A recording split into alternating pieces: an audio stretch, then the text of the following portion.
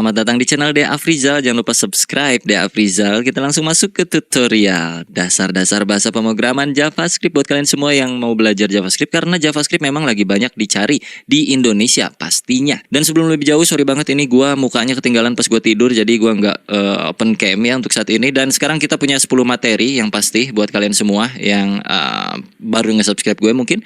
Dan so disclaimer dulu sebelum kita mulai ngoding, ini untuk pemula. Jadi buat kalian yang belum tahu JavaScript itu bukan sekedar untuk merubah tampilan user interface UI, tapi juga bisa sebagai bahasa pemrograman atau scripting language untuk membuat sebuah game development atau web server atau bikin aplikasi, APK juga bisa. Terus dia juga bisa, ya pasti bisa bikin website jadi lebih interaktif lagi. Jadi dengan JavaScript itu bisa membuat sebuah elemen HTML menjadi lebih dinamik lagi, lebih interaktif terhadap user. Contohnya misalnya bisa komponennya bergerak, di dalam website kalian bisa melihat animasi itu kurang lebih bisa menggunakan JavaScript. Dan JavaScript ini dipakai di perusahaan untuk kebutuhan-kebutuhan tertentu, pastinya banyak banget, mulai dari IoT, terus misalkan machine learning. Dan untuk mempelajarinya sebenarnya di awal itu cukup mudah, tapi nanti ketika kalian udah mulai masuk dan mulai kecanduan sama JavaScript, disitulah titik letak kesulitannya bro ya. Jadi dinikmati aja, gue jamin kalian bakal bisa ngikutin dari nol sampai video ini selesai. Gue jamin siapapun lu itu, asal dicoba aja dan jangan lupa teliti.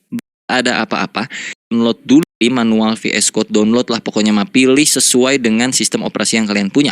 Kalau kalian punyanya Windows 10 ya download VS Code-nya untuk Windows 10. Kalau Windows 8 ya untuk Windows 8, kalau Windows 7 ya untuk Windows 7 gitu ya. Kenapa VS Code? Ya karena gue seringnya pakai itu dan gue ngertinya pakai itu, lebih senengnya pakai itu, gue nikmatnya pakai itu, jiwanya ada di situ gitu bro ya. Selama gue project gue selalu pakai itu. Intinya mah ikutin aja pakai itu bro ya, karena enak, asik, adem, ayem. Kalau udah pastikan komputer kalian itu punya browser, nggak mungkin nggak punya, pasti ada Google Chrome atau Microsoft Edge bawaannya Windows atau browser-browser lainnya, karena kita cuma bermain satu text editor, yang kedua browser. Udah itu doang untuk belajar JavaScript. Persiapan lainnya adalah kalian siapin kopi dan juga cemilan, karena gua akan berbagai belajar foldernya. Udah muncul seperti ini bro, lu pergi dulu ke bagian view seperti biasa. Ini setiap tutorial gua selalu ulang-ulang supaya kalian nggak bingung nanti ke depannya. Klik tombol view ini. Perhatikan di bagian sebelah tengah sini bro, ada yang namanya file name extension. Make sure, pastikan lu centang file name extension ini. Kalau tidak dicentang, lu akan kebingungan dengan nama file JavaScript yang kalian udah bikin nanti ya. Ini kalau gua nggak centang, pokoknya bakal bingung. Mending lu centang aja ini, terus kita klik kanan di area folder sini, new text document, sampai muncul seperti ini. Nah, kalian perhatikan di sini ada titik .txt, yang artinya txt itu adalah extension file name-nya. Kalau gua nggak centang ini, titik .txt tidak akan muncul. Sekarang, rename ini menjadi index titik HTML. TXT-nya hapus aja menjadi seperti ini. Kalau sudah kalian enter, dan nanti akan muncul kayak beginian, tinggal di yes aja. Sampai berubah index.html-nya menjadi logo Chrome atau logo browser bawaan kalian, atau bahkan tidak ada logonya sama sekali. Tidak apa-apa. Kalau udah seperti ini, kalian bisa klik window Explorer atau tombol Windows di keyboard kalian sampai muncul seperti ini, lalu ketik VS Code. Muncul VS Code seperti ini, tinggal klik aja. Akan terbuka welcome seperti ini. Welcome ini kalian close aja. Jadi kosongan seperti ini. Buka yang bagian atas Explorer dari VS Code-nya. Di sini disuruh open folder. Maka kita masukkan folder belajar JavaScript dasar. Yang mana foldernya itu ada di desktop kita. Ini. Kita tarik ini ke sini. Sampai ada tanda biru di sebelah kiri. Ini yang sebelah kiri itu namanya workspace kita. Tempat kita bekerja ya, folder-foldernya. Masukin. Dan akan menjadikan seperti ini. Tinggal kita yes, ini centang. Yes, dan kita buka index.html-nya. Kosong, belum ada apa-apa, gua perbesar dulu ya. Gua zoom in dengan cara Ctrl plus tombol plus. Nah, plus tombol plus, pusing-pusing lu. Sebelah backspace tuh ada tombol plus kalau kalian mau nge-zoom in ya. Kayak gini, tuh. Minus atau plus sekaligus juga ditekan Ctrl di keyboard kalian, dia akan jadi zoom in, zoom out. Right? Tahapan pertama kita coba dulu coding JavaScript-nya sedikit. Dengan cara buka tag HTML yang namanya script. Nih, kalau gue pencet T, lalu gue tutup, dia akan tertutup otomatis kalau di VS Code gua karena gua udah pakai extension. Kalau kalian bingung, jangan dulu pakai itu, biarkan kalian mengetik manual. Ketik aja manual seperti ini adalah syarat supaya kita bisa ngoding JavaScript-nya di dalam sebuah file HTML. Yang mana file HTML itu adalah file untuk bisa kita buka di browser. Script-nya di tengah-tengahnya itu enter dulu aja. Di sini kita coba bikin yang namanya alert. Lalu pakai buka tutup seperti itu ya. Kalau udah pakai string, terus kalian string itu apa yang namanya teh? Quotes. Terus di tengahnya kalian coba ketik aja hello world, standar. Hello world. Lalu kalian save dengan cara Ctrl plus S. Kalau udah buka lagi browsernya, ini kita klik. Sampai muncul browser seperti ini. Terbuka browsernya dan muncul tulisan hello world di sini. Kalau udah berarti JavaScript-nya berfungsi. Oke, ini gua akan minimize. Sebenarnya JavaScript ini kan terintegrasi di dalam HTML ya. Bisa kita panggil dengan dua cara untuk penggunaan JavaScript. Yang pertama adalah dengan cara JavaScript di dalam sebuah HTML-nya langsung, atau biasa kita sebut internal JavaScript. Atau yang kedua, kita pisahkan file script-nya di file lain selain HTML, atau yang kita sebut external JavaScript. Untuk memulai ini kita hapus aja, ini cuma permulaan doang. Jadi kita bikin dulu tag HTML seperti biasa. HTML. Enter, lalu di dalam HTML selalu ada head, oke. Lalu di sini selalu ada body. Nah, untuk scriptnya itu kita akan taruh di atas slash body ini, ya. Kita akan pakai internal JavaScript. Di dalam body sini, gua akan pakai script yang kayak tadi lagi, lalu ditutup. Di tengah-tengahnya gua kasih alert lagi. Hey, kayak gini. Jangan lupa titik komanya. Untuk di bagian head itu mungkin kita taruh title aja supaya yang penting ada isinya. Title Dea Afrizal atau nama kalian. Kalian cuekin warna yang ada di tampilan gua, biarkan ini extension gua ngaco VS Code-nya ya. Pokoknya kalau warnanya beda biarin aja. Kalian coba save dan reload lagi browsernya. Refresh, tombolnya ada di sini. Muncul hey. Oke? Berarti script JavaScript internal kita berfungsi. Karena gua nggak mau internal, gue pengennya eksternal. Jadi kita bikin satu file baru di dalam workspace kita sebelah kiri sini. Create aja di sini, ini new file bro, ya, yang ini, klik. Terus kalian bikin yang namanya, contohnya apa ya? Main.js. Main itu artinya utama, bukan main bermain, bukan, tapi utama. Enter aja. Di dalam sinilah script yang akan kita eksekusi, yang akan kita panggil di dalam HTML. Jadi, script yang tadi di dalam HTML, ini bagian tabnya ya. Ini main.js, ini index HTML. Ini kita akan hapus. Kita tinggal panggil aja main.js-nya. Cara panggilnya, script, tutup scriptnya. Kalian jangan main di tengah sini, tapi main di sebelah sini. Kalian spasi dulu. src. Nah, kayak begini. Pakai quotes. src itu artinya source-nya dari mana nih script nih. Source-nya adalah dari main.js. Jadi kita tinggal ketik aja di sini main.js. Kalau udah di save, supaya tampilan websitenya seenggaknya ada tulisan sesuatu. Jadi kita di sini tulis aja H1 belajar JavaScript dasar. Save. Jangan lupa buka tutup elemennya. Untuk JavaScript-nya seperti ini. Dan ini akan memanggil file main.js. Yang artinya JavaScript yang ada di dalam main.js akan terpanggil otomatis di HTML sini. Jadi kalau gua buka browser, pas gua refresh, dia udah muncul belajar JavaScript dasar, tapi belum ada alertnya. Alertnya nggak perlu kita ketik lagi di sini, karena kita udah pakai eksternal JavaScript. Yang mana eksternal JavaScript-nya? Yaitu yang main.js. Ini. Di sini kita coba alert. Hey ho. Save. Oke. Kalau sudah, kita refresh lagi browsernya.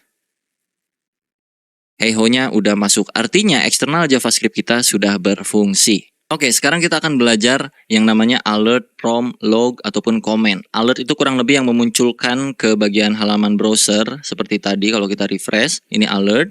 Itu bawaan dari JavaScript-nya. Terus ada juga yang namanya prompt, ada juga yang namanya log. Dan codingan itu bisa juga di comment. Yang artinya tidak akan tereksekusi. Kita mulai dulu ya.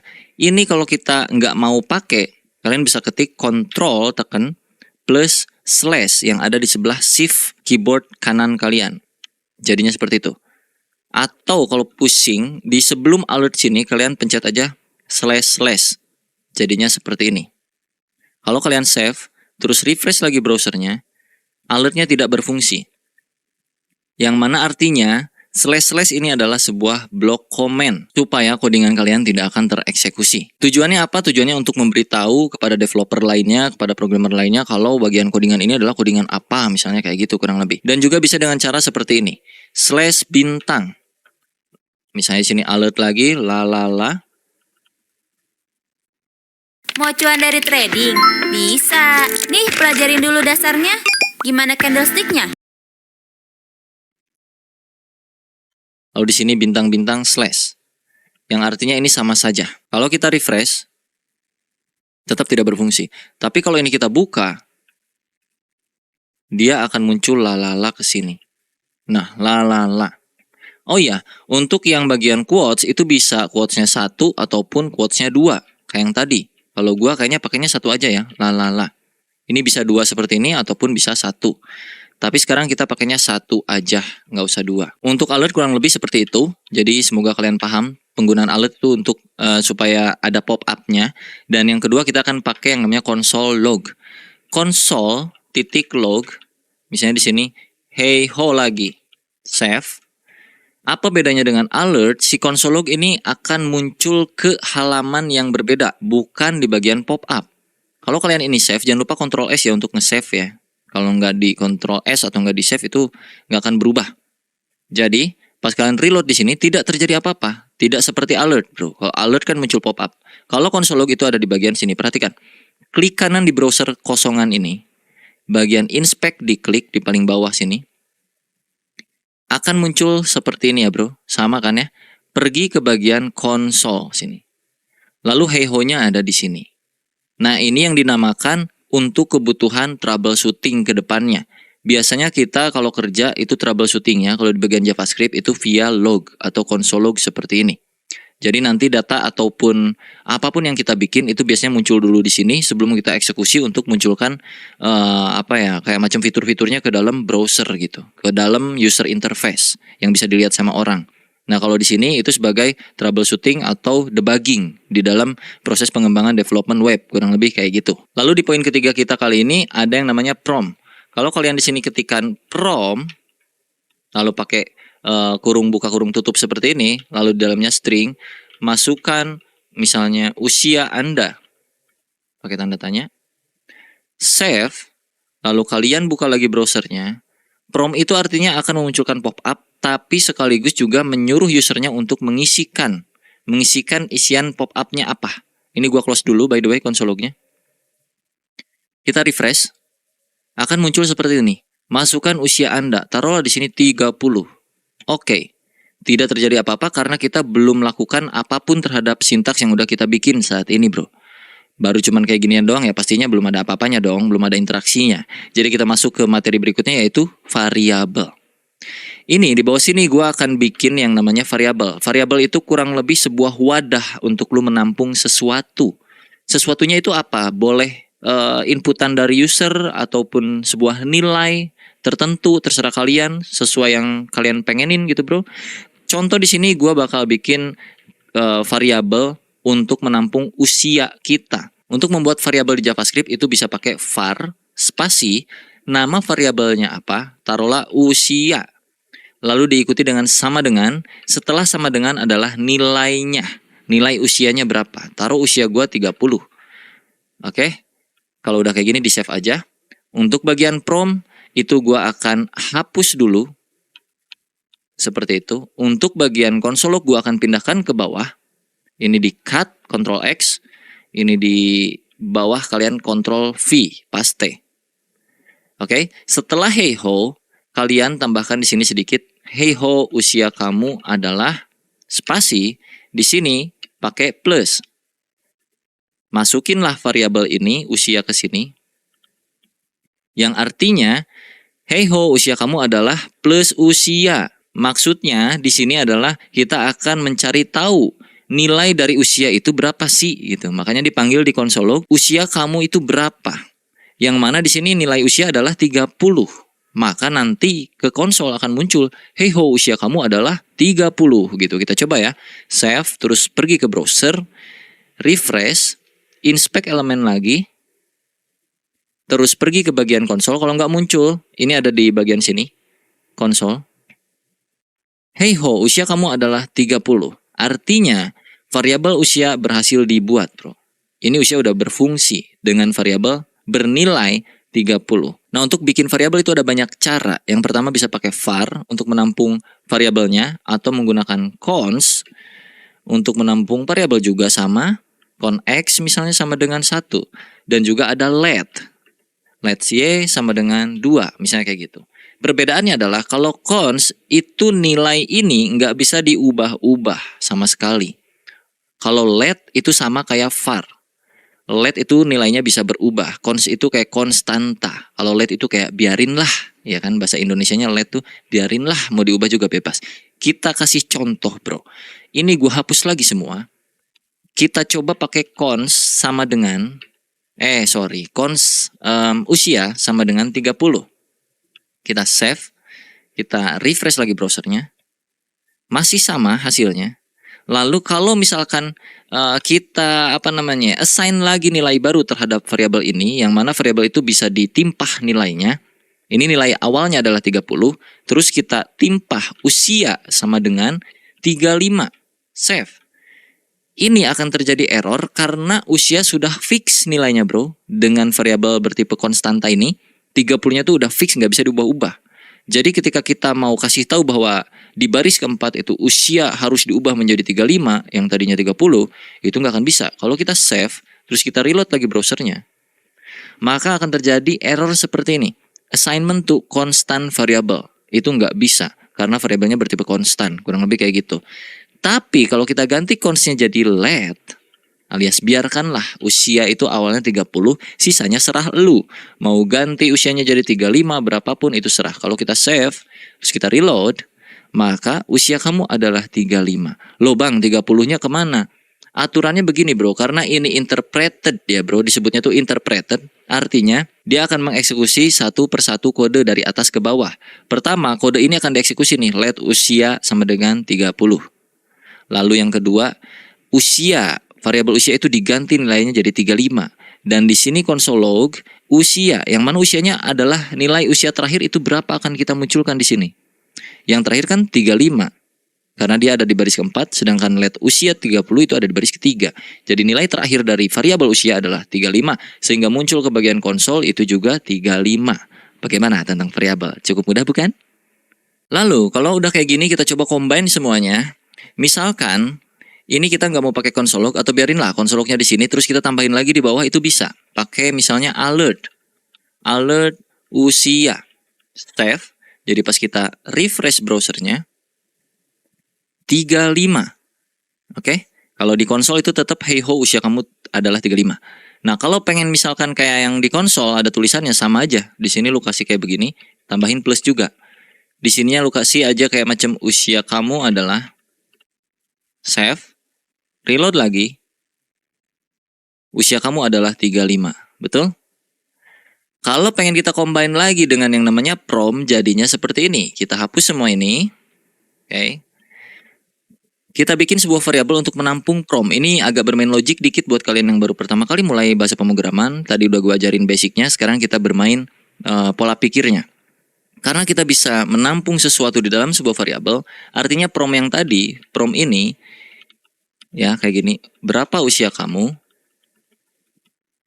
Kalau kita save, kita reload, kan dia suruh, mana ya? Loh kok kagak muncul ya? Oh kurang T, sorry, ini kurang T, prompt. Kalau kita save, terus kita reload, berapa usia kamu? 33. Nah, gue pengen setelah usernya menginputkan usianya berapa, gue pengen sistemnya bakal munculin pop-up usianya tuh berapa sebenarnya, ya. Jadi artinya prom ini kita masukin aja ke sebuah variabel. Di sebelah kiri kita bikin dia let usia sama dengan kayak yang tadi ya, bro. Nah, daripada kita mengetikkan secara manual di sini usianya 30, gue pengen tuh user aja yang ngetikin usia lu berapa, ntar dijawab sama sistem usianya sebenarnya berapa, kayak gitu kurang lebih. Di sini tinggal kasih alert aja. Usia Anda adalah plus usia. Sama aja kurang lebih. Cuman kita masukin prom ke dalam sebuah variabel. Kalau udah di save, terus kalian reload lagi browsernya. Berapa usia kamu? Taruhlah 45. Kalau oke, muncul alert usia Anda adalah 45. Berhasil, teman-temanku? Oke, kita lanjutkan. Untuk yang ini gua akan hapus dulu. Bagian ini juga gua hapus. Kita akan coba cari tahu tipe data di JavaScript itu ada apa aja. Tipe data itu kurang lebih value dari sebuah variabel tuh bernilai apa, jenisnya. Contoh, let x, let nama sama dengan, pakai kutip seperti ini, Dea Afrizal. Terus kalian bikin lagi di bawahnya, misalnya let usia sama dengan 30.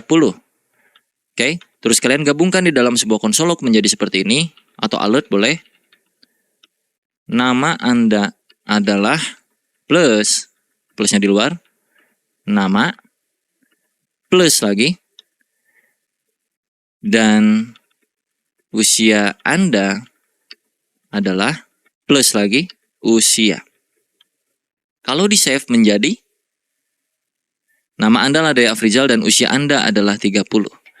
Oke, nama ini bertipe string. Gue akan kasih komentar di sini. Tipe string. Usia berarti tipenya adalah integer atau number. Integer number. Karena dia angka. Untuk angka itu nggak perlu pakai string seperti ini. Kutip atau quotes seperti ini nggak perlu. Karena dia bertipe angka. Misalkan gue punya tinggi badan. Let tinggi badan. Nah, kalau dua kata seperti ini, dua suku kata. Kata kedua itu gua huruf besar biasanya, atau ini tuh di bahasa pemrograman disebutnya camel case sebutnya ya. Jadi kata pertama itu huruf kecil semua, terus untuk kata keduanya itu awalan dari kata keduanya itu kapital. Tinggi badan itu misalkan gua pengen ada komanya. Nah, koma di dalam JavaScript itu bukan pakai koma di keyboard, tapi pakai titik. Jadi misalnya tinggi badan gua 173.5 cm kayak gitu. Ini biasanya tipe double disebutnya, atau float kayak gitu. Sebenarnya lebih kompleks lagi nanti kalau kita bahas double dan juga float karena ada batasan-batasan tertentu. Tapi untuk saat ini kita cukup ketahui dulu bahwa ini adalah sebuah koma dengan menggunakan titik di keyboard kita, bukan pakai koma ya.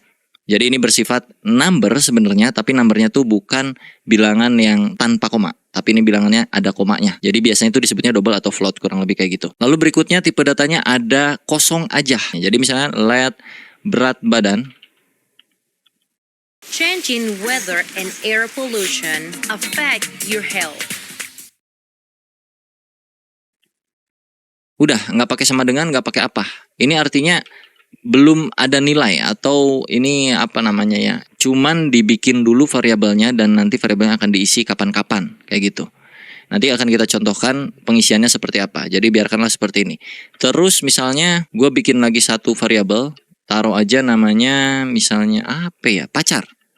Pacar sama dengan gue belum punya pacar misalnya, gue kasih 0. 0 itu juga tipe data. Kalau di JavaScript yang agak sedikit aneh, 0 itu nggak tahu lah pendefinisiannya seperti apa ya. Intinya kurang lebih 0 itu tidak bernilai atau tidak kayak gimana ya, gue susah jelasinnya pak. 0 itu kosong lah kurang lebih kayak gitu ya, nggak ada apa-apanya gitu. Nah, daripada kita memunculkan semua data ini dengan cara plus seperti ini, gue akan hapus ini dan kita bikin dengan cara yang agak sedikit mudah. Alert, buka, kalian pakai backtick di sebelah keyboard kalian. Di sebelah angka 1 keyboard kalian. Jadi sebelah kiri angka 1 di keyboard tuh ada yang namanya backtick seperti ini. Nah, kita akan masukkan satu persatu. Misalnya nama saya pakai $, pakai kurawal seperti ini. Masukin variabelnya. Nama saya adalah nama, ya kan? Nama saya nama, yang mana nama adalah Dea Afrizal. Lalu di sini misalkan usia saya itu $30. Artinya usia saya itu kok 30, sorry, usia. Usia saya itu usia, yang mana usia nilainya adalah 30. Lalu di sini tinggi badan saya adalah $. Apa isinya berarti? Tinggi badan. Huruf besar kecil itu sangat berpengaruh, spasi juga sangat berpengaruh, titik koma dan segala macamnya. Jadi hati-hati ya. Nah, di dalam ngoding itu sangat sensitif ya, antara spasi, salah kutip dikit, salah huruf dikit itu sangat berpengaruh. Ini pemanggilan harus sama persis seperti apa yang ada di atas ini. Jadi nggak boleh beda, oke? Lalu terakhir itu yang berat badan dan juga pacar, ya. Misalkan di sini berat badan saya, berat badan, dan pacar saya pacar. Kalau kita save Ctrl S, nah jadi kan kayak gini ya. Ini kalian bisa enter sebenarnya bebas. Jadi intinya di dalam kurung ini ada backtick dan isian dari apa yang mau kita munculkan ke browser. Kalau kita refresh browsernya, ini gua close by the way. Refresh. Muncul nama saya di Afrizal, usia saya itu 30, tinggi badan saya adalah 173,5, berat badan saya undefinite, dan pacar saya 0. Undefinite kenapa? Karena belum ada value-nya di sini. Ya. Oke? Undefinite karena belum ada value-nya di variabel berat badan. Coba kita refresh lagi. Undefinite ini artinya belum ada nilai. Kalau kita kasih nilai di bagian bawah sini, berat badan sama dengan 100 gua cuman 60 kilo misalnya gitu. Jadi kalau untuk mengisi nilai variabelnya terakhir nanti kapan-kapan itu nggak perlu pakai let lagi. Jadi let ataupun cons ataupun var itu cuman dijabarin satu kali aja deklarasinya ya bro. Sisanya kalian tinggal panggil-panggil seperti ini tanpa harus pakai let cons kayak gitu-gitu lagi. Berat badan 60. Jadi kalau kita refresh browsernya itu akan berubah, bukan undefinite lagi. Nah, supaya lebih lengkap lagi tadi kita tambahin sentimeter misalnya ya. Tinggi badan saya adalah tinggi badan sini cm, sentimeter. Berat badan saya adalah berat badan cm kayak gitu. Cm, kg. Kita save, cek browser, refresh. Nama saya Ade Afrizal, usia saya itu 30, tinggi badan saya adalah 173,5 cm, berat badan saya 60 kg dan pacar saya 0. Nah, karena gua nggak mau pacar sayanya tulisannya 0, maka kita akan langsung masuk ke yang namanya pengkondisian. Oke, supaya di alert sini nggak muncul kondisi 0, maka kita mesti validasi. Untuk validasi di dalam JavaScript itu kita pakai yang namanya if else atau ini biasa kita sebut pengkondisian lah di dalam bahasa pemrograman ya. Jadi codingannya kurang lebih di atas alert karena ya, kenapa di atas alert? Ya karena alertnya itu kan di paling akhir. Nah, kita butuh pacar saya ini harus tervalidasi dulu, terkondisikan dulu, supaya nggak muncul 0. Artinya di atas alert sinilah kita ngoding. If, buka tutup seperti ini, artinya jika, nah ini kan logik nih, standar nih.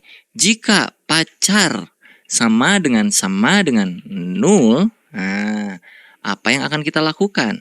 Sama dengan ini artinya komparasi atau perbandingan. Jadi kalau mau bandingin variabel dengan nilai tertentu atau dengan variabel lainnya itu pakai sama dengan atau pakai tidak sama dengan. Tidak sama dengan artinya ya kayak apakah pacar tidak sama dengan 2 atau pacar tidak dengan 1 kayak gitu-gitu kurang lebih. Tapi untuk kasus ini kita pakai sama dengan dulu. Jika pacar sama dengan 0, nah karena tadi kita udah belajar yang namanya assignment variable atau mengisi nilai ke variabel, maka ini kan let nih, artinya kita bisa ubah-ubah nilai pacar. Kita akan ubah pacarnya di sini. Jika pacarnya nilainya 0, kita akan ubah pacar sama dengan 1 aja sama dengannya. Belum punya. Else, nah else itu adalah pengecualian lainnya. Else, pacar sama dengan udah punya, bolehlah kayak gitu. Udah punya. Jadi kalau dibaca kurang lebih kayak gini. Jika variabel pacar itu bernilai 0, yang mana yes, saat ini variabel pacar itu bernilai 0, jadi otomatis akan masuk ke kondisi pertama yang if ini. Ya, karena kondisi dari variabel pacar memang nilainya adalah 0. Jadi, pacar akan diganti nilainya menjadi belum punya. Yang tadinya 0 jadi belum punya. Tapi, kalau pacar itu bukan 0, yang mana itu adalah di dalam else. Else itu artinya selain dari kondisi yang pertama. Kondisi pertamanya kan pacar sama dengan 0. Tapi selain dari kondisi tersebut, eksekusi yang ini. Yang mana pacar akan diubah menjadi udah punya. Kalau kita save, maka pacar saya yang tadinya 0 akan berubah menjadi belum punya. Kita coba refresh browsernya. Lihat ini. Pacar saya belum punya. Betul? Kalau misalkan gua ganti di sini bukan 0, taruh aja gua punya pacar 1. Maka kalau gua refresh lagi browsernya dan pacar saya udah punya, kayak gitu ya. Kenapa udah punya? Karena di sini masuk ke kondisi yang else selain dari kondisi yang pertama. Ketika statement pertama atau kondisi pertama tidak terpecahkan alias tidak matching, tidak sama, tidak cocok, maka akan masuk ke yang else. Else itu artinya selain dari kondisi-kondisi yang ada. Dan ada jenis pengkondisian yang lainnya bisa pakai yang namanya switch. Nah, ini kan if else. Kalau kita mau pakai switch, ini gua komen dulu ya. Ini blok, control, slash. Lalu gue bikin di sini switch. Kayak begitu bro. Buka tutup, kurawal, enter. Diikuti dengan case dan juga break. Case di sini nanti bakal pakai titik 2, jadi tunggu aja. Untuk switch yang di dalam buka tutup ini, apa sih yang mau kita compare? Yang mau kita compare adalah pacar. Seperti itu. Pacar. Nah, case adalah kasusnya. Pacar adalah statementnya. Jika pacar dengan perilaku seperti apa di sini, misalnya gitu ya. Jika pacar case-nya 1, nah, titik 2, apa yang akan dilakukan? Contoh di sini gue akan melakukan replacement lagi. Pacar diganti jadi punya 1 aja. Lalu, kalau ada case berikutnya, kita bikin di bawah break sini, case 2. Kalau pacarnya 2, apa yang akan kita lakukan? Pacar akan kita replace dengan punya pacar 2. Aku cukup playboy. Gitu. Lalu kita break lagi di sini. Lalu, di sini ada kondisi default. Default. Buat website praktis dengan AI Website Builder Hostinger. Tulis konsep website, lalu Break. Titik 2. Defaultnya pacar sama dengan belum punya pacar. Yang artinya selain 1 dan 2, secara default atau secara bawaan pabrik, itu pacar akan bernilai belum punya pacar. Tapi kalau pacarnya bernilai 1, yang mana sekarang kan pacarnya bernilai 1 nih, maka akan diganti pacarnya jadi punya 1 aja. Yang tadinya number diganti jadi string seperti ini ya, tipe datanya. Lalu di break artinya ya udah gitu, statement 1 kelar. Lanjut ke statement 2, kalau pacarnya punya 2, yang mana sekarang nilainya bukan 2, jadi nggak akan masuk sini sebenarnya. Tapi kalau andai kata dia 2 nilainya, maka akan masuk ke sini. Replacement variabel pacar menjadi string dengan isian nilai punya pacar 2, aku cukup playboy. Dan kondisi standarnya jika tidak memenuhi nilai 1 dan nilai 2, maka kondisi default dari pacar adalah bernilai belum punya pacar. Kalau kita save, kita reload lagi browsernya. Nama saya ada Afrizal, usia saya 30 dan berat badan bla bla bla bla bla bla, dan pacar saya punya 1 aja. Oke? Sesuai ya, karena di sininya juga 1 dan masuk ke kondisi yang 1. Nah, kalau di sini gua ganti jadi 2. Kita save dan kita coba refresh browsernya, harusnya masuk ke kondisi yang ini ya. Yang playboy. Kita coba reload. Boom. Aku cukup playboy ya. Saya punya pacar 2, aku cukup playboy. Dan kalau misalkan di sini gua ngacoin segini misalnya. Sorry. Gua save selalu masuk ke bagian sini karena nggak match ke maksudnya nggak masuk ke kondisi pertama, nggak masuk ke kondisi kedua. Jadi akan selalu masuk ke yang default. Mau ini isinya apapun selain 1 dan 2. Belum punya pacar. Kita coba refresh. Belum punya pacar. Kurang lebih kayak gitu. Sama aja sebenarnya kayak if else, cuman kalau yang switch itu pengkondisiannya kayak gini aturan mainnya.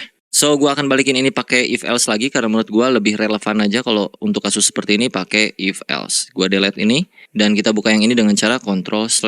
Oke, kita akan tambahkan 1 alert lagi di sini untuk memunculkan saldo kita ceritanya. Jadi gua akan bikin di sini 1 variabel baru di bawah sini. Let saldo awal sama dengan misalkan gua punya duit 50.000. Let saldo tambahan sama dengan 3 atau 80.000. Oke. Lalu gua akan bikin alert baru di sini untuk memunculkan saldo awal dan saldo tambahan. Pakai backtick lagi. Saldo awal saya sebesar, pakai dolar kurung kurawal saldo awal. Dan saldo tambahan yang akan saya miliki sebesar dolar kurung kurawal saldo tambahan. Save dulu. Jadi kita punya 2 alert dan kalau udah di save kita cek lagi browser. Alert pertama itu akan muncul duluan seperti yang tadi. Lalu pas di OK akan muncul alert kedua. Saldo awal saya sebesar 50.000 dan saldo tambahan saya yang akan saya miliki sebesar 80.000. Kalau kita oke, berakhir. Nah, kita tambahin dulu RP di sini biar agak enak ya. RP titik. dan juga RP titik sebelah sini biar lebih relevan. Refresh. Oke. Saldo awal saya sebesar 50.000 dan juga saldo tambahan sebesar 80.000. Gua pengen di sini kita tambahkan, jadi total saldo yang saya miliki adalah sebanyak titik-titik gitu ya. Titik-titiknya gimana caranya? Kita akan bermain yang namanya operator di sini, bro. Untuk tahu berapa totalnya berarti kan tinggal ditambahin aja. Nah, cara menambahkannya kita bikin dulu satu variabel penampung nilai akhir dari saldo kita. Kita akan pakai cons di sini. Nilai saldo akhir sama dengan saldo awal ditambah saldo tambahan. Artinya, variabel saldo akhir adalah sebuah rumus. Rumusnya adalah saldo awal ditambah saldo akhir, kayak Microsoft Excel, bro. Kurang lebih kayak gitu. Kalau di save, jadi di sini sebanyaknya adalah sebanyak RP titik panggil kurung kurawal saldo akhir. Kalau udah di save, kita cek lagi ya ke browser, refresh. Oke, dan saldo akhir yang saya miliki adalah sebanyak 130.000 rupiah. Sudah sesuai. Apakah kalian berhasil? Oke, kita akan lanjutkan lagi. Misalkan di sini kalian punya hutang, jadi kita akan bermain yang namanya operator ya kan, plus minus kali bagi kayak gitu-gitulah standar. Sebenarnya kalau di codingan untuk level yang saat ini nggak begitu rumit. Jadi taruhlah di sini kalian punya hutang, cons hutang sama dengan kalian punya hutang ya 30.000 dah. 30.000. Artinya saldo akhir itu apa? Saldo awal ditambah saldo tambahan dikurangin hutang. Betul? Kurangin hutang. Jadi mestinya 5 plus 8 kan 13 nih. Dikurangin 30.000 jadinya 10.000 harusnya 100.000 terakhir ya kan. Kita coba reload lagi browsernya. Reload yang kedua. Nih. Jadi saldo yang saya miliki adalah sebanyak 100.000 rupiah karena ada hutangnya. Kalau misalkan pengen kali-kalian ya udahlah kalian bikin lagi aja di sini misalnya cons X sama dengan 3, cons Y sama dengan 5, cons Z sama dengan X dikali Y. Misalkan kayak gitu. Untuk memunculkan Z-nya berarti tinggal di sini alert Z. Atau kalau pengen lebih bagus lagi ya kayak pakai backtick lagi tadi gitu, bro. Misalkan nilai X sama dengan X. Dan nilai Y sama dengan Y. Maka hasilnya adalah Z. Ya. Nilai X sama dengan X dikali nilai Y sama dengan Y, maka hasilnya adalah Z. Kalau kita save, alert pertama itu akan muncul yang ini, sisanya sama aja kayak tadi. Pas kita reload, nilai X sama dengan 3 dikali nilai Y sama dengan 5, maka hasil akhirnya adalah 15. Kalau dibagi, ini kita bagi, misalnya X dibagi Y. Taruhlah X-nya 9, Y-nya 3. Jadi kalau kita save, otomatis ini ganti dulu nih. Tadinya kali, jadi dibagi. Nilai X dibagi nilai Y, maka hasilnya adalah, kita refresh.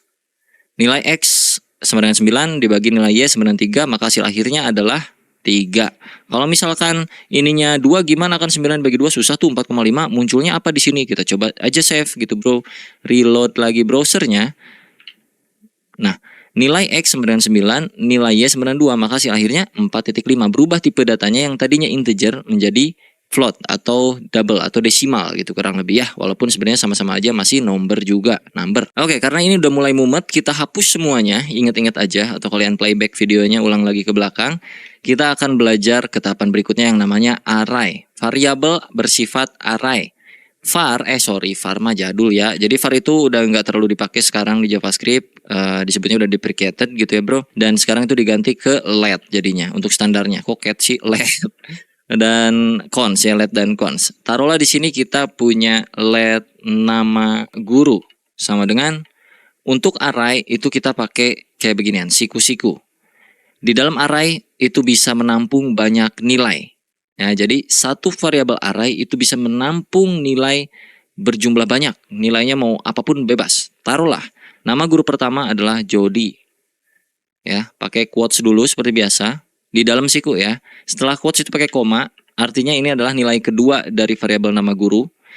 Yang pertama Jody, yang kedua bunga, lalu koma lagi, spasi, quotes lagi, misalnya ini siapa, Rahman, dah 3 biji aja dulu. Lalu kalau kita alert nama guru, save, reload lagi browsernya, refresh, Jody Bunga Rahman. Oke? Array itu selalu kaitannya sama siku-siku. Jadi kalau misalkan kita mau manggil array yang ke pertama ini, Jody, maka di sini kita pakaiin siku seperti ini. Jody itu ada di urutan keberapa? Ini urutan pertama, ini urutan kedua, urutan ketiga. Itu secara bahasa manusia. Tapi kalau di dalam bahasa pemrograman, itu angka pertama mulai dari 0. Jadi urutan pertama itu bukan 1, tapi 0. Ini 0, ini 1, ini 2. Kalau kita mau manggil Jody, itu di sininya berarti 0. Artinya nama guru yang muncul ke bagian pop up itu hanya nama guru dengan urutan ke 0. Ini namanya array ya bro ya. Kita coba reload. Jody yang muncul di sini. Kalau kita pengen Rahman berarti kita harus tahu urutannya. Jody Bunga Rahman. Rahman bukan ketiga bro, tapi kedua. Karena dari sini kan 0, 1, 2. Jadi di sininya pakai 2 seperti ini. Save. Kita reload lagi. Pel. Rahman. Kalau bunga berarti dia ada di nomor 1. 0, 1, 2. Save. Kalau kita reload, bunga. Berhasil ya. Nah kalau kita mau tambahin isi arraynya itu kayak gimana? Bisa di sini kayak gini lagi atau kita bisa tambahkan di luar. Contoh, di sini gue pengen nama guru itu bertambah dari tadinya 3, sekarang kita tambahin beberapa biji, 2 misalnya. Jadi kita ketik aja nama guru titik push, yang artinya push itu untuk masukin nilai baru ke dalam sebuah variabel array. Nah push ini push kemana? Push ke nama guru. Masukin di sini string secara langsung, taruhlah kita akan memasukkan Dea. Dan juga kita akan memasukkan Fikri. Kalau kita save, jangan lupa pemanggilannya kita munculin semua dulu. Supaya memastikan bahwa Dea dan Fikri masuk ke dalam list nama-nama guru. Karena kita udah push lewat metode ini. Kita save dan reload browsernya. Sekarang sudah bertambah Jody, Bunga, Rahman, Dea, Fikri.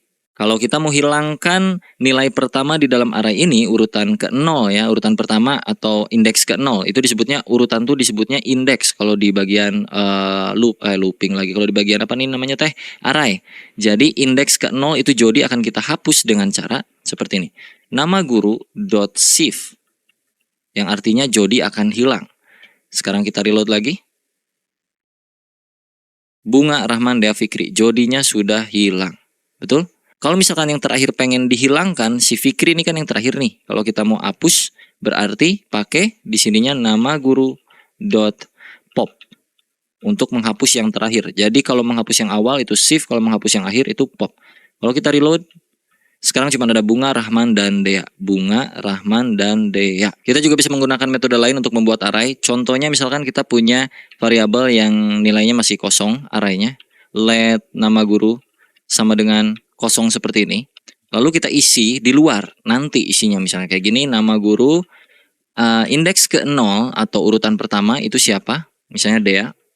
Nama guru urutan ke-2 atau indeks ke-1 itu misalkan Fikri. Lalu kalau kita alert nama gurunya, maka yang terjadi adalah kalau kita refresh, Dea dan Fikri. Jadi sama aja kayak tadi, tapi ini karena kebetulan nama gurunya itu bersifat let, artinya bisa ditimpah lagi nilainya. Jadi yang awalnya nilainya kosong itu kita isi dengan cara seperti ini. Yang artinya nama guru di urutan pertama itu diisi dengan Dea. Nama guru di urutan kedua alias indeks 1 itu diisi dengan nilai Fikri. Kalau misalkan kita mau hapus lagi nilai pertama itu sama aja nama guru titik apa tadi? Shift. Jadi Dea bakalan hilang. Refresh. Fikri doang tersisa. Kalau pengen hapus Fikri berarti pop. Kayak gitu. Refresh, sisa Dea. Kurang lebih kayak gitu bro. Oke, sekarang kita akan hapus ini semua karena kita akan belajar yang namanya looping. Yang pertama kita akan belajar yang namanya for loop. Jadi looping ini untuk mengulang sesuatu berkali-kali. Kita contohkan dulu kalau tanpa for loop ya. Misalkan di sini gue punya alert atau punya console log deh. Kita main console log sekarang. Nama saya Dea. Oke, save. Terus kita buka browser. Bagian inspect element kita cek kalau console log seperti biasa. Pergi ke sini. Nama saya Dea. Nah kalau gue pengen nama Dea-nya muncul 3 kali. 1, 2, 3 dengan cara copy paste aja gitu bro ya. Ini di blok, Ctrl C, Enter, Ctrl V. Enter lagi Ctrl V, enter lagi Ctrl V. Untung nggak salah nyebut anjir. Tuh 2, 3, 4. Sebanyak 4 kali karena dia terlooping sebanyak 4 kali. Kita coba reload. Ya kan? 1, 2, 3, 4. Nah, kalau dengan for kita nggak perlu capek-capek ngetik satu persatu seperti ini. Oke, jadi tahapan pertamanya adalah kalian ketikkan for yang artinya tuh untuk melooping ya. Yang artinya kita akan mengulang data sebanyak sekian kali, terserah kita maunya berapa. Jadi tahapannya ada 3 biji statement yang harus kalian tulis di sini, 3 statement. Statement pertama itu ya udah langsung aja sini ya. Kita bikin satu variabel. Statement pertama itu untuk initialisasi variabel. Jadi taruhlah di sini ada variabel bernama i dengan nilai awal sebanyak 1 atau 0. Nilai i awal tuh 0. Titik koma. Lalu statement keduanya adalah perkondisiannya. I akan berhenti ketika kapan? I akan berhenti jika I kurang dari sama dengan 10 misalnya, titik koma. Lalu apa yang akan kita lakukan? Di sini adalah I sama dengan I plus 1. Contohnya seperti ini. Lalu pakai kurung kurawal. Ntar gua bacain deh kayak gimana keterangannya ya. Dan di sini kita akan melooping console.log sebanyak berapa kali di sini? 10 ya. Dengan isian Dea Afrizal. Jadi kalau ini dibaca kurang lebih variabel pertama itu i bernilai 0 di awal kali sebelum ini terlooping. Lalu jika i-nya kurang dari 10, maka apa yang akan dilakukan? I-nya akan ditambahkan nilai i ditambah 1. Yang artinya misalkan ya 0 terus akan terlooping sekali, berarti 0-nya plus 1 jadi 1. Lalu 1 akan lanjut lagi menjadi 1 plus 1 jadi 2. 2 akan dilanjut lagi jadi 2 plus 1 jadi 3 sampai mencapai ke kondisi yang ada di tengah sini, statement kedua. Yang mana statement kedua adalah kondisinya. Jadi i akan berhenti kalau nilai i-nya itu kurang dari 10. Sorry kalau kayak gini, berarti kalau kita baca itu nilainya nggak akan sebanyak 10 tapi sebanyak 11 karena di sini mulainya dari 0. 0 sampai ke 10 itu akan jadi 11 ya nggak? 0, 1, 2, 3 lu hitung deh, itu bakal 11 nilainya. Tapi kalau dari sininya 1 sampai ke kurang dari sama dengan 10, artinya dia akan mencapai 1, 2, 3, 4, 5, 10, berarti 10 biji Dea Afrizalnya. Jadi kalau kita save dan kita reload, ini akan muncul sebanyak 10 kali. Nah, 10 Dea Afrizal. Kalau misalkan ininya 20, maka ini akan berubah jadi 20. 20 Dea Afrizal. Itu untuk perulangan menggunakan for. Yang fungsinya supaya kita nggak harus ngetik console log sebanyak 20 kali ya kan. Ya kali lu ketik 20 biji anjir console log sepanjang itu males juga ya kan. Jadi mending di looping aja sebanyak ini gitu kurang lebih bro. Nah kalau misalkan kita punya data array di sini cons, misalkan nama guru yang tadi ya sama dengan Dea, Fikri, misalkan Retno sama Bunga, ada 4 ya kan. Terus kita console log ini, taruhlah ini gua komen dulu, gua console log nama gurunya di sini, console.log nama guru.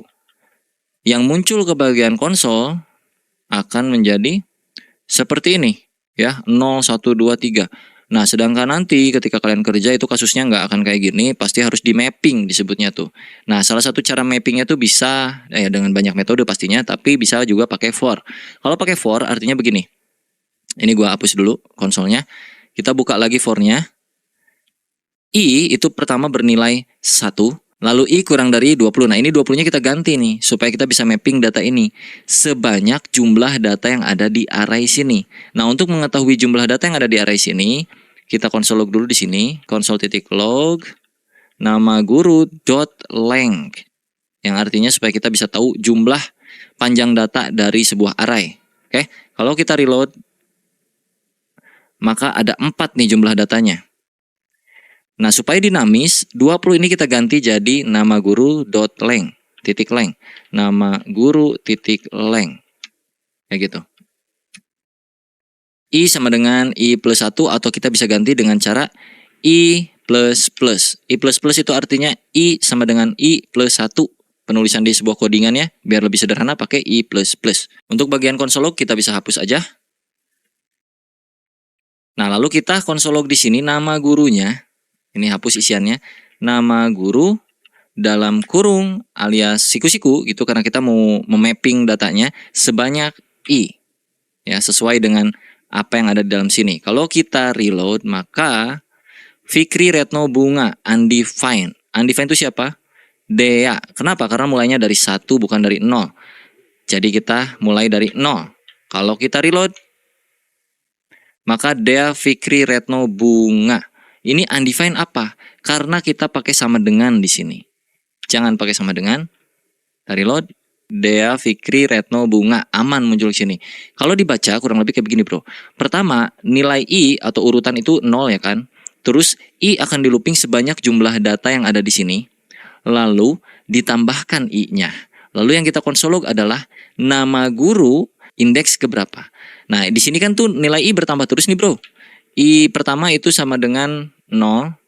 Terus I kedua sama dengan 1. I ketiga sama dengan 4.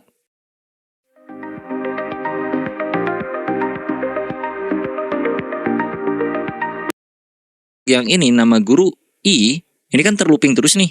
Si I ini akan ngikut ini sebenarnya. Jadi akan kayak gini nih. 0, 1, 2, 3. Terlooping sebanyak 4 kali sampai ke nilai I yang ada di sini secara dinamis. Jadi bakal muncul si semua ini gurunya. Tapi kalau di sini gua pakai manual kayak gini, nama guru urutan ke-0 yang artinya itu Dea, ya tetap aja bro kayak gini, malah Dea-nya doang yang di looping 4 kali. Kalau misalkan di sininya 1, berarti si Fikri akan terlooping sebanyak 4 kali. Sedangkan kita mau melooping ini semua supaya muncul terpecah-pecah semuanya, jadi di sini sebanyak I. Ya gitu. Dan kayak gitu hasilnya. Cukup pusing kan untuk bagian for kalau digabung sama array. Nah, nanti kalau kerja pun gitu. Penggabungannya bukan cuman sekedar for dengan array, nanti bahkan ada objek, ada segala macam, segala gitu. Cuman untuk tahapan awal kayaknya belajarnya gini dulu aja supaya ada gambaran kurang lebih kayak gimana. Ini juga udah mungkin cukup pusing bagi kalian yang baru pertama kali ngoding, tapi kalau kalian cukup mengerti ya itu berarti ada pertanda baik ke depannya gitu. Masa depannya lumayan cerah. Tapi kalau masih bingung, silahkan dicoba-coba dan dipahami, di playback terus menerus ya bro ya. Nah, untuk looping nggak cuma for, ada juga yang namanya while. Jadi kita akan coba di sini pakai while. Ini gua komen dulu ya. Untuk cons ini gua hapus aja dah. While, lalu kurawal, kayak gitu. While kita bikinlah di sini variabel di luar while ya. Taruh variabel I sama dengan 0. Boleh. While I kurang dari 10, apa yang akan kita lakukan? Kayak tadi aja sama. Console.log Dea Afriza. Ya, jangan lupa tambahkan di sini I++. Jadi ini kalau dibaca, kita punya nilai I pertama kali, nilai I-nya tuh 0. Terus kita looping dengan metode while, dia akan berhenti jika I-nya bernilai 10. Jadi kurang lebih kondisinya ada di sini dan tereksekusi di sini. Jadi kalau kita save, Dea Afrizal sebanyak 10 kali. Kalau ini gua ganti jadi 20, sama aja sebenarnya. Nah, berbeda dengan yang do while. Ini while ya, kalau do while itu agak beda. Jadi kalau do while itu sintaksnya seperti ini. Do, lakukan apa? While gimana gitu kurang lebih. Jadi do lakukan dulu misalnya console.log Dea Afrizal while I sama dengan kurang dari 10. Taruhlah. Ini while yang ini gua hapus ya. Ntar kita bakal tahu bedanya apa. Jangan lupa ditambahkan di sini I++. Sorry di sini. Lakukan penambahan nilai I yang tadinya 0 sampai I-nya bernilai kurang dari 10. Yang tadinya 0. Bedanya kalau do itu akan dilakukan dulu, dieksekusi dulu sekali ini penambahannya, baru dia akan mencari kondisinya. Kalau yang while dia akan mencari kondisinya dulu baru mengeksekusi. Tapi kalau yang do itu dia eksekusi dulu satu kali di sini baru ngecek ke kondisi. Jadi kalau kita reload itu masih sama aja kayak gini. Cuman kalau kondisinya nggak matching nih ya, taruh di sini 10 ya. Terus gua reload, maka dia akan tereksekusi Dea Afrizal satu kali. Sedangkan di sini kondisinya 10. Tapi di sini while-nya ketika I kurang dari 10. Sedangkan di sini I kan 10. Jadi harusnya tidak ada yang tereksekusi. Tapi kalau kita pakai while, ini aman. Kalau pakai do itu bakal tereksekusi satu kali. Kalau pakai while, nih gue pakai while lagi ya. While I kurang dari 10, lakukan I++, console.log Dea Afrizal. Nah, kalau tadi kan muncul ya Dea Afrizal di sini. Ini kalau gue reload, dia nggak akan muncul karena dia itu akan mencari kondisi ini dulu. Ya, kondisinya ini kan nggak cocok bro. I kurang dari 10 kan nggak. Ini kan 10 sama dengan 10, bukan kurang dari 10. Kurang dari 10 itu 9, 8, 7, 6, 5, 4, 3, 2, 1 kayak gitu. Nah, jadi si while itu nggak akan mengeksekusi codingan yang ada di dalam sini kecuali kondisinya cocok. Tapi kalau do while, mau kondisinya kayak gimana pun, dia akan mengeksekusi terlebih dahulu 1 kali, baru dia akan pergi ke kondisinya. Gitu kurang lebih ya. Oke, untuk terakhir ada tugas kecil buat kalian semua. Jadi tugasnya kurang lebih kayak begini. Akan gua contohkan. Pertama, kita akan pakai yang namanya prompt untuk mengetahui ya. Sorry, ini kita ganti tugas. Oke. Akan kasih clue. Jadi kalau gua bikin penampungan variabel di sini, kita save console log harinya biar tahu bener atau enggak. Kita refresh browsernya. Nih, harinya adalah Monday, Februari 06, 2023. Nah, kita tuh butuh Monday-nya, harinya, supaya kita bisa tahu ini tuh hari apa, hari keberapa gitu ya. Jadi di sini gua kasih clue aja satu variabel hari dengan cara codingannya seperti ini, get day, kayak begini. Dan kalau kita console log, ini artinya objek dari JavaScript di sononya ya bro ya, kita panggil supaya kita bisa tahu hari apa sekarang. Kalau kita reload, dia akan muncul 1 karena sekarang hari Senin. Tapi kalau gua ubah ini hari gua jadi Selasa, dia akan 2, 3, 4, 5, 6 sampai 7. 7 itu minggu. Jadi hasil akhirnya kalian harus bisa memunculkan kayak begini kurang lebih. Hari ini adalah hari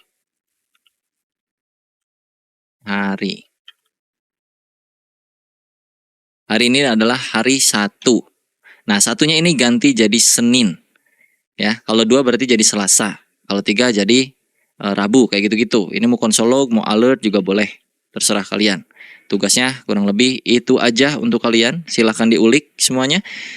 Dan nanti kalau udah kelar, silahkan tag Instagram gue.